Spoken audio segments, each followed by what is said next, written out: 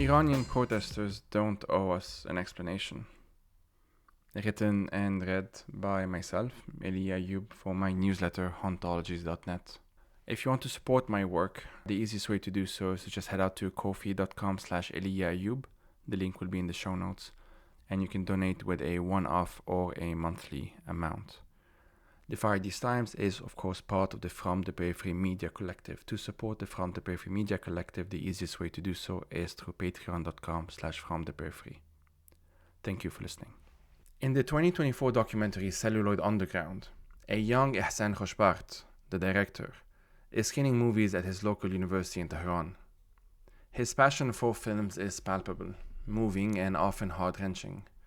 Cinephilia in post-1979 Iran can be a dangerous thing, and despite being a mere student, he was constantly followed by the secret police, which was, he tells us, the first to come to my screenings, the most attentive, and most silent of my audience. After a screening of The Cow, the 1969 film by Dariush Merjoui, which explores the relationship between an Iranian farmer and his cow, his sole property, an audience member yelled at Khoshbakht that, quote, "We didn't give martyrs for you to screen Marxist films." The martyrs here refer to the officially approved ones, those who did not challenge the Ayatollah's absolute hegemony post-1979. They are the we, the Marxists, leftists, nationalists, and others who also paid the ultimate price to get rid of the Shah dictatorship, did not make the cut. Their martyrdom lacking the sort of purity that the Ayatollah declared necessary. Probably unbeknownst to this Islamist who complained about a Marxist film being screened in post-1979 Iran is the fact that he had one thing in common with the Shah regime, which, after all, banned The Cow. The comment left the room speechless, and Khoshbakht reports being stunned. He cried. Everyone stayed silent, and I left in silence. The comment, it seemed like, came like a splash of cold water. It ruined something hopeful that we could see in Khoshbakht's eyes when we see him talk about his love for movies. It animated him, connected him to a world out there, the world that the Ayatollah's men were now busy isolating the country from. The next day, the Islamic Republic's morality police shut down the film club. To those who know anything about the Islamic Republic, this is a familiar story. As Khoshbakht himself put it, the heroes of Monday fallen by Tuesday, executed by Wednesday. The revolution ate its children. The Ayatollah's men busy consolidating power at all costs to defend their vision of the revolution, a vision which left no room for anyone else to breathe. Exit the Shah, enter the Ayatollah. One impression I often get when watching Iranian films like Celluloid Underground is how matter-of-factly the regime's oppression is described. By that, I mean that it would be absurd, nonsensical, to deny that the regime is a deeply corrupt and brutal one. It would make no sense, for example, to watch Ja'far Panahi's films and conclude anything else. Why else would This Is Not a Film need to be smuggled out of Iran on a flash drive while Panahi was under house arrest? Why would Panahi be banned from leaving Iran as we see in No Bears?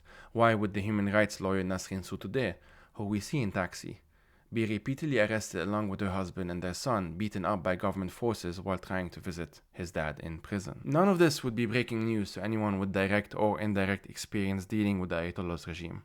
But this does not seem to have reached those outside Iran, who hold on to this farcical notion that the Iranian regime is at the forefront of a global resistance against Israel. That the regime is an ultra-conservative one, which shares more in common with the Christian far-right, particularly when it comes to gender apartheid, than it does with even surface-level understanding of the left, seems to have made no difference to those who call themselves anti-imperialists, and who somehow have convinced themselves that anti-imperialism could be anything other than anti-authoritarian if it does not want to reproduce the very power dynamic that it ostensibly stands against. What is the price of the cause? When is the price too high? And who gets to decide who pays that price? The Iranian regime can murder people in their tens of thousands mere months after executing so many prisoners that UN experts describe the Islamic Republic as, quote, conducting executions at an industrial scale, end quote.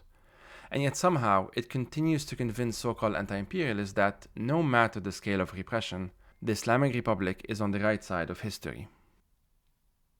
Whenever Iranians take to the streets to protest the Ayatollah's totalitarianism, my online feed, which evidently curates left-wing content to me, gets filled with popular accounts taking a break from declaring their support for Palestine to make shit up in defense of the Iranian regime. One video shows people searching for loved ones in a Tehran morgue, filled with corpses that have clear signs of torture, while another video features some influencer who has taken it upon themselves to tell me there is a global propaganda campaign led by the US and Israel to demonize the Iranian regime. That both could be true does not cross their minds. There is evidently a propaganda campaign going portraying the Iranian regime as a mass murdering criminal enterprise. This is true. What is also true is that the Iranian regime is a mass murdering criminal enterprise. The Ayatollah could have chosen not to make the propagandist's job easier by not being a mass murdering lunatic. Believe it or not, but you do not have to send tens of thousands of people to an early grave to combat foreign propaganda. That is a political decision made by the state that knows it does not have popular legitimacy.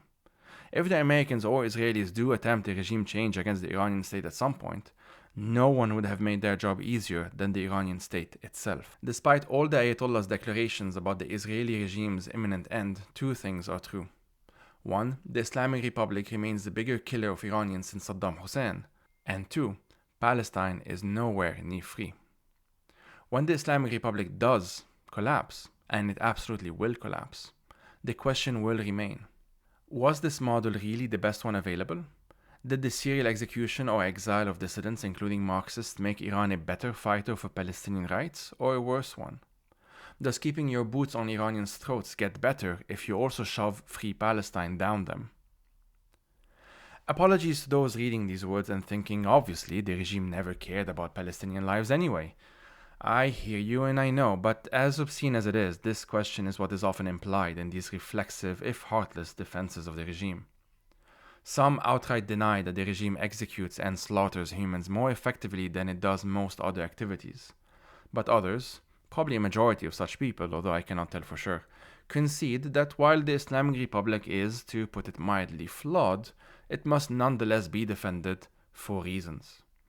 Gaza is still being annihilated, and Hezbollah was brought to its knees, and there are people who still believe that the Ayatollah is going to lift a finger to do anything other than save his own regime, no matter how many thousands of Iranians are killed in the process. This is a real problem. Anti-authoritarianism cannot be optional. Internationalism cannot be reduced to when the baddies are easily identifiable within a traditional anti-imperialist mindset that limits itself to Western forms of imperialism.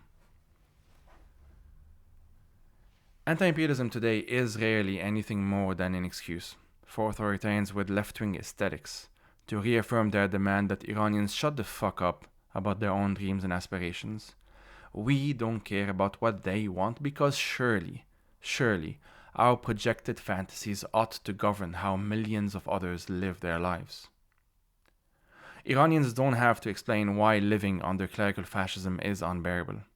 They do not have to accept to live under the Ayatollah's boots just because others have constructed a fantasy of the resistance that is utterly disconnected from reality.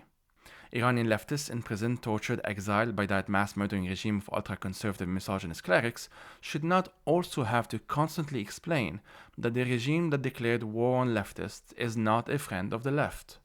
It shouldn't need explaining that the patriarchal and regressive dress code imposition is regressive bullshit, or that having a morality police in the first place is Orwellian perversion. It shouldn't be complicated to understand that ethno-supremacy is not just bad when the Zionists do it against Palestinians, but when the Ayatollah's goons do it against Kurds or Hawazis. It should also be self-evident that the regime spending billions on Wilayat al-Faqih disaster of an experiment while Iranians struggle to meet basic needs is downright criminal.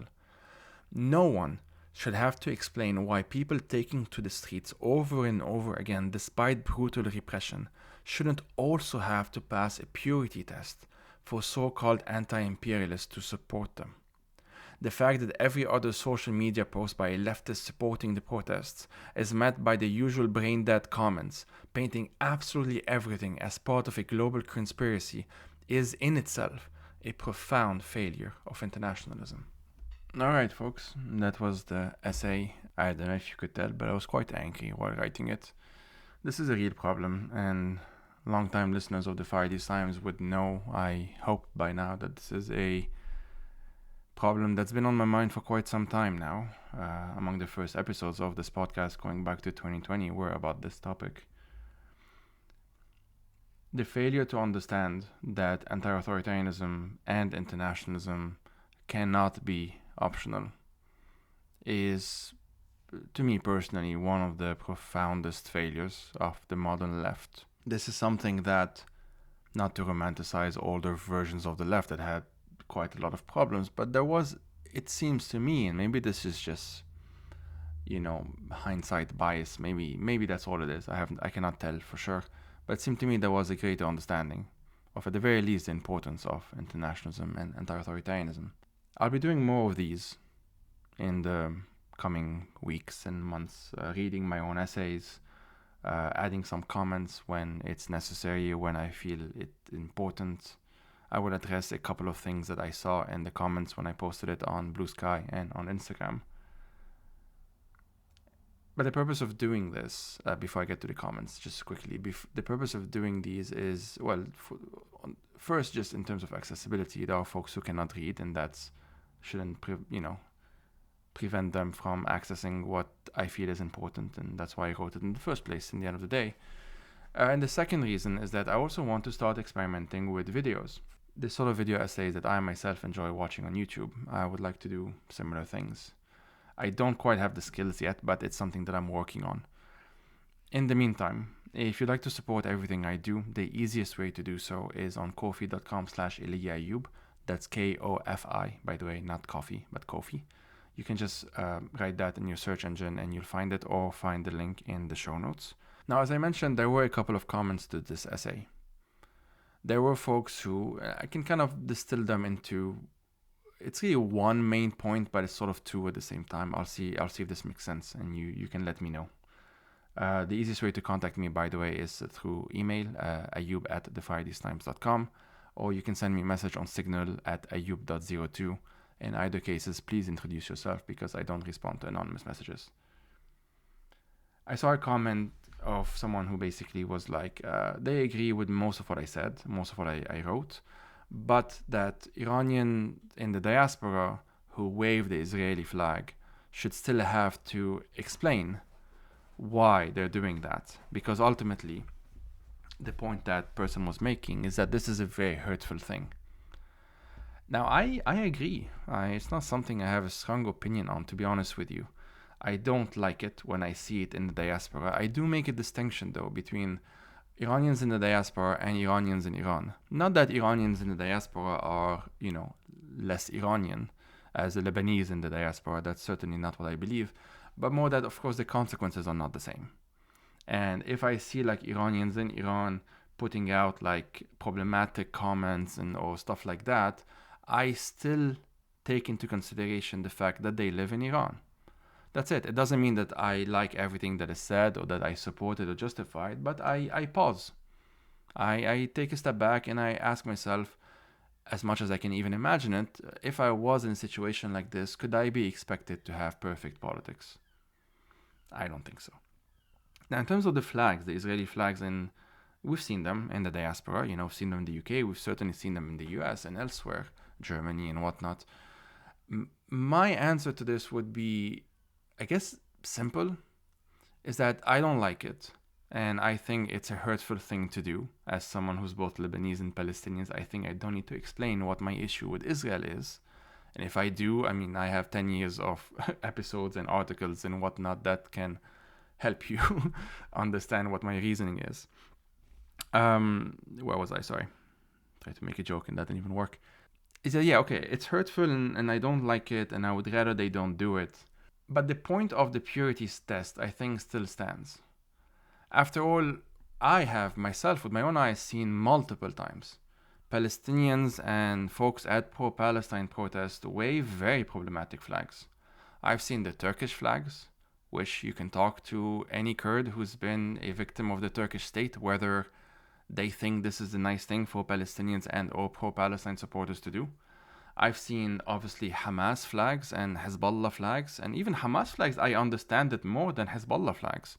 Hezbollah is not Palestinian. Hezbollah has repressed people in Lebanon, myself among them. So I take offense.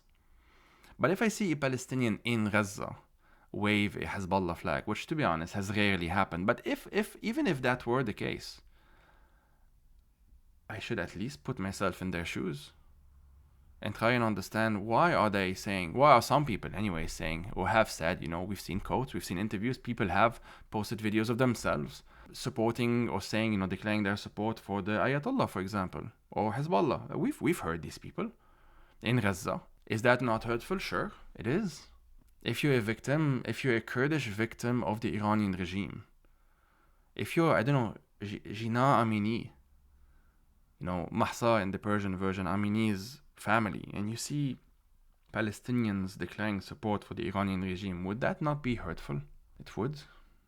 I'm not even saying Israel and Iran are the same thing. I'm saying from the perspective of people who are victimized by the Iranian regime, would that not be a hurtful thing? And I think the answer evidently is yes, it would be. It still wouldn't affect my support for the Palestinian cause because the cause itself is a righteous one. Regardless of how many people within it are not perfect, are problematic, are conservative. Do I need to wait until most Palestinians or every single Palestinian is a left-wing, anti-authoritarian and, internationalist like I am? Should I wait until every single Palestinian who's a victim of Israel also pass a purity test in which they don't express extremely problematic views? I feel like the left in general has understood that this is ridiculous, and in fact these are things that the Israelis themselves use against Palestinians. We know that, right? So why is this not also applicable to Iranians? There are Iranians in the diaspora, I know of some, not like close friends, but like acquaintances and whatnot, who I know for a fact support the Palestinian cause.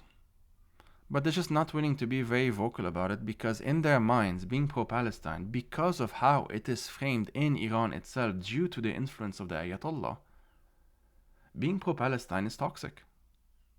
It just is.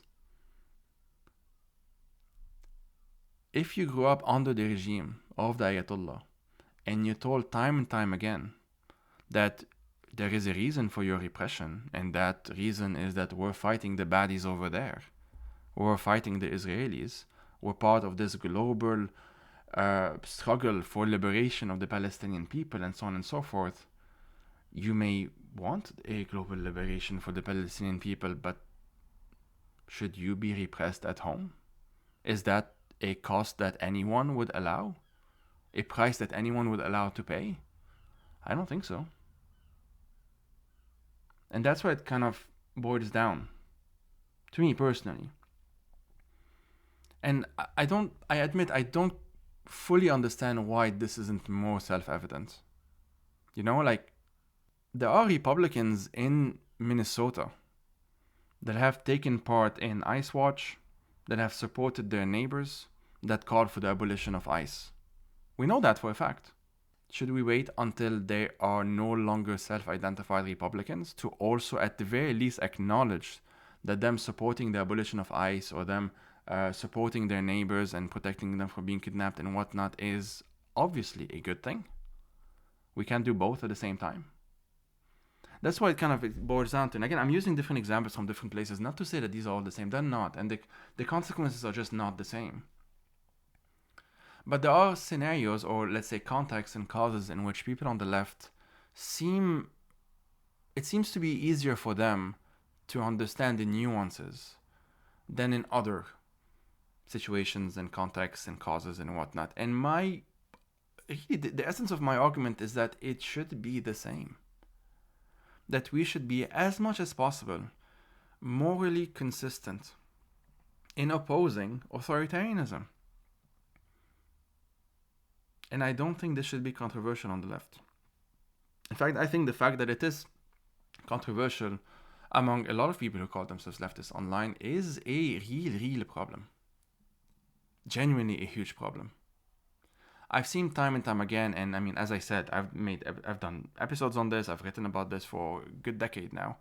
But people who I know are not authoritarian or don't, support the Ayatollah or whatever, but still share content by people who, because they've known those people from the pro-Palestine space, I think there is this assumption that because someone can have quote unquote good politics on one thing, it necessarily means that they are good authorities on other things.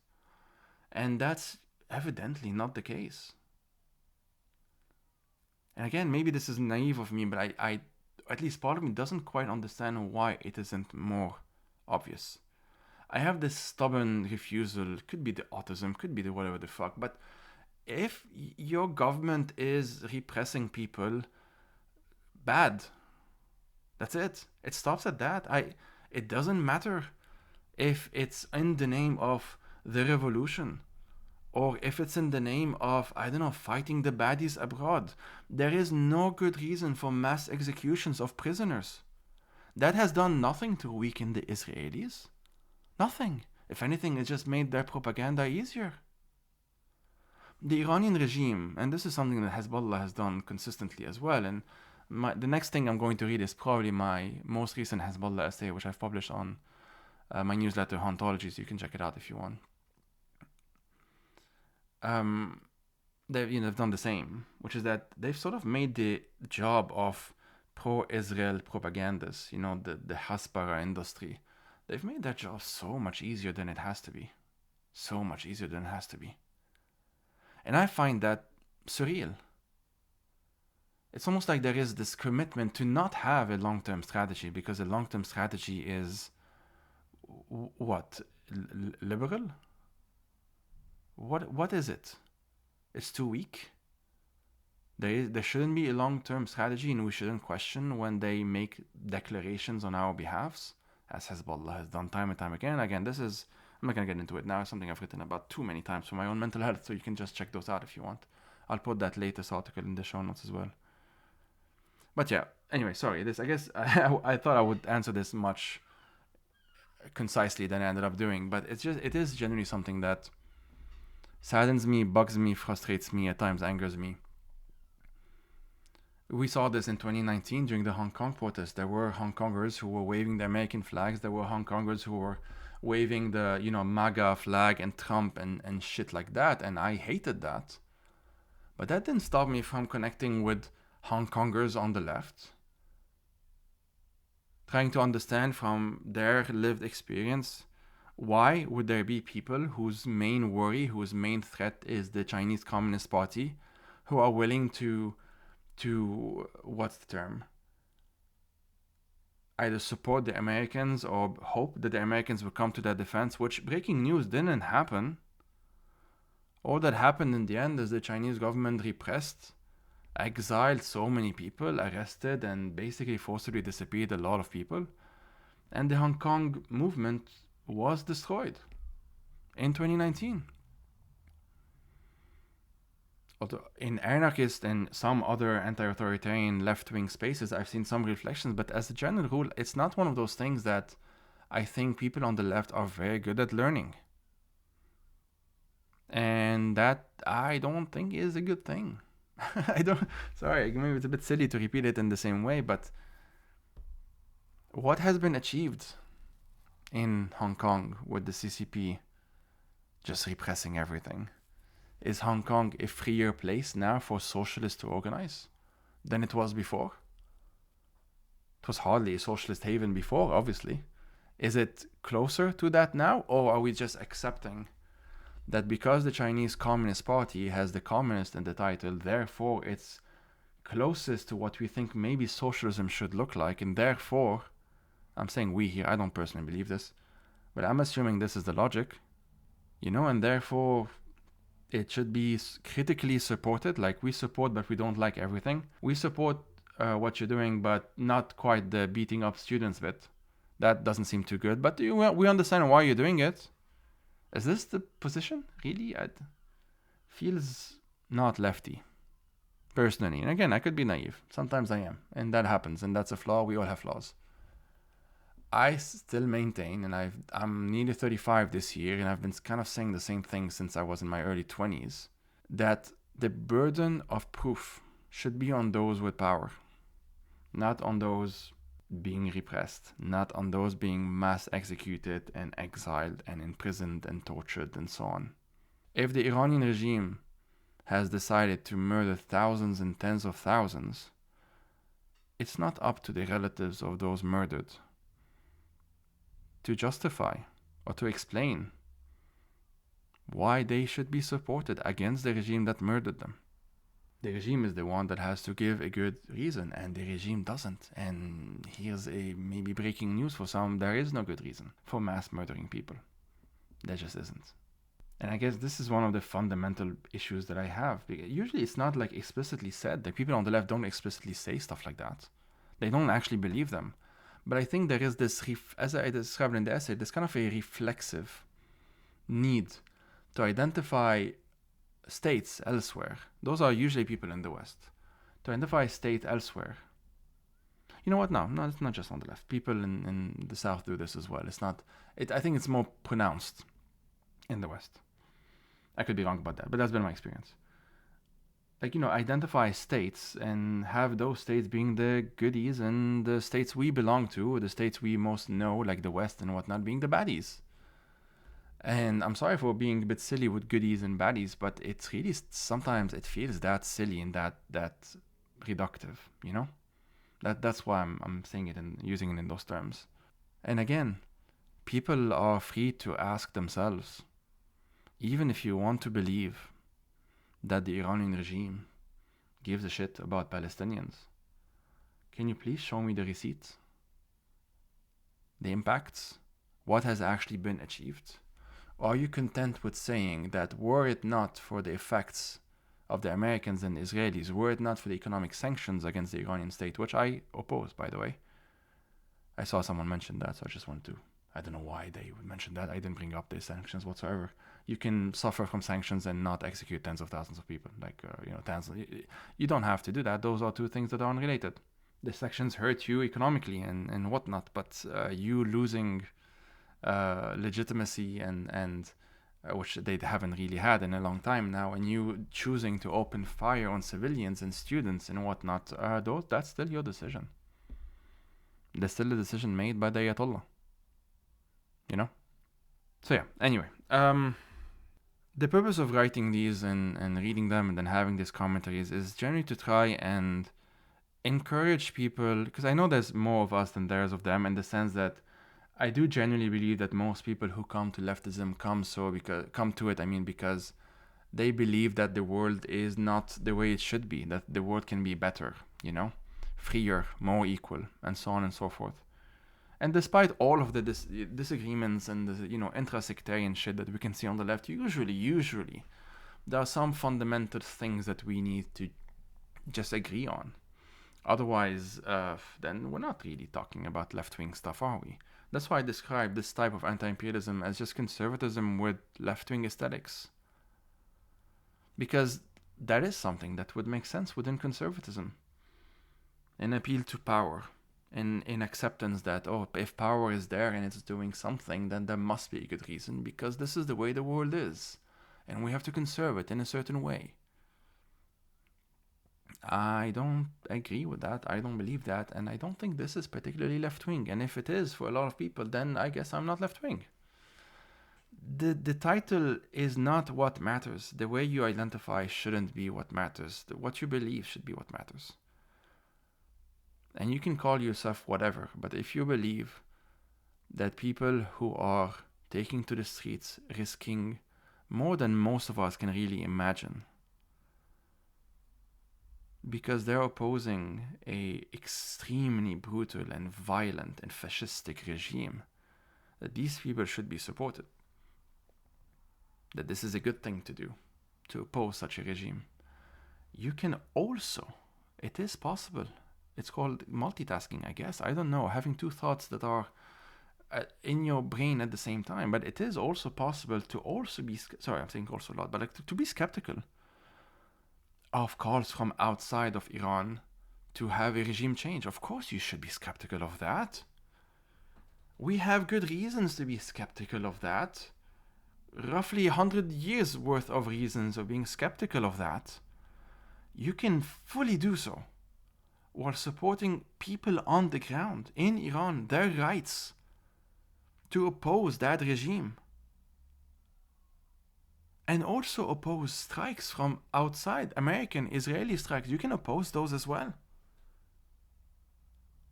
If you have good reasons, at least, and not just because you think that Iranian regime is being weakened is bad for Palestine. Because again, if you still believe after everything that we have witnessed that this is a regime that's good on Palestine, I guess I don't quite know what to tell you anymore.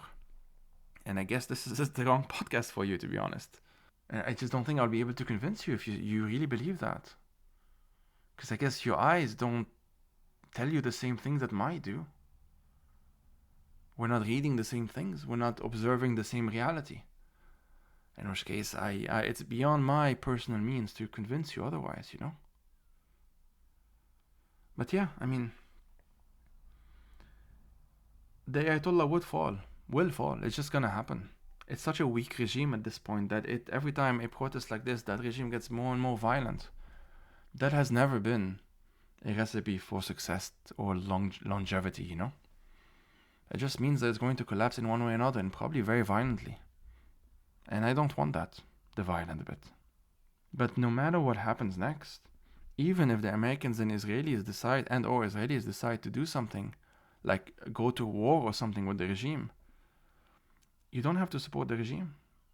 You can just oppose the strikes. You can just oppose the war because you oppose states being violated by other states, or whatever your framework is. I call myself a part-time anarchist. I don't believe in states in the first place, but I recognize why America kidnapping Maduro was a bad thing, even though I think Maduro was a piece of shit. An authoritarian dictator who killed lots of Venezuelans, including people on the left. Not that if they weren't on the left it would mean less, but that also happened. And I still recognize that the kidnapping of Maduro was a bad thing because of everything that followed, and because in and of itself is a batshit crazy thing to do. Both can be done. Feasible, very feasible. Sorry.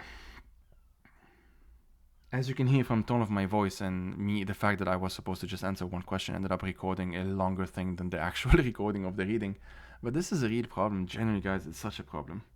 I see it all the time on social media, all the time. And this was, I remember reading about this and just seeing it happen when it comes to Syria, for example, when the Assad regime was still around, on Twitter, on Facebook. You know, I would read left-wing publications, again, not all of them or anything like that, but it was just this dominant, hegemonic, you might say, thing of, at the very least, being skeptical of people who say that Bashar al-Assad massacred hundreds of thousands of people. Because if you say this, apparently that means you're pro-Israel, because the Israelis are also telling you that, which by the way, they weren't even doing that, but it doesn't matter. And that's just such a simplistic way of viewing things. There could be 1,000 reasons for a state to paint another state negatively. It doesn't mean that that state that's being painted negatively isn't negative. What happened in Iran was in many ways still happening, saddened me a lot, and it took me a while to write that essay. I rewrote it a number of times, and it ended up being this, I didn't move from my armchair. I was like there for 4 or 5 hours, only stopped to like go to the toilet, you know. I forgot to have lunch. That's how angry I was just writing it and rewriting it. And I rewatched that film, Celluloid Underground, because I needed to also calm down a bit and remind myself that a lot of people are talking like that, and it just doesn't make sense what they're saying. The conspiracies that are painting the Iranian regime as being a victim in any way, shape, or form, when it is the one that is doing unspeakable crimes,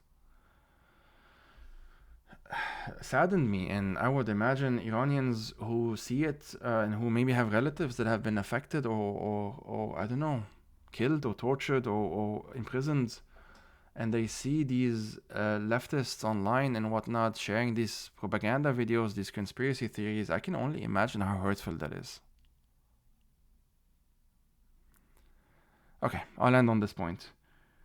The Fridays Times will be having more episodes, and myself also be writing more along those lines, with folks who have thought about this. People who are from Taiwan, Ukraine, Tigray, Bosnia, Tibet, and elsewhere, who have, and obviously Syria, but who have experienced this thing that I identify with and I've experienced many times, unfortunately, for my own mental health, which is that you, let's say, follow someone who is clearly on the left and has, good politics on this and this and that, and they are saying the right things on clearly they're principled people and they care about injustice and whatnot, and then the next video that they put out on Instagram or next tweet or next whatever is this weird conspiracy theories that downplays, excuses, diverts attention from whatever the crimes of the regime that is victimizing you or your family or the people you love or your friends or neighbors or whatever it might be, And don't lose hope if you are one of those people, is the only thing I can say, and I'm going to shut up now because this ended up being much longer than I thought it would be. Don't lose hope. There's honestly a lot of us who think like that, and we need to find each other and talk to each other and remind each other that we're not losing our minds and we're not insane and whatever, because we're not. It is normal and good to not want authoritarian governments repressing people and killing civilians. It's a good thing to not want that, and don't let anyone tell you otherwise. Okay, I'm gonna shut up now. Again, in order to support my work, the easiest way to do so is on ko-fi.com/ayoub. The link is in the show notes, and Defy These Times is part of the From the Periphery Media Collective. The best way to support us is through patreon.com/fromtheperiphery. Thank you for listening, everyone, and take care.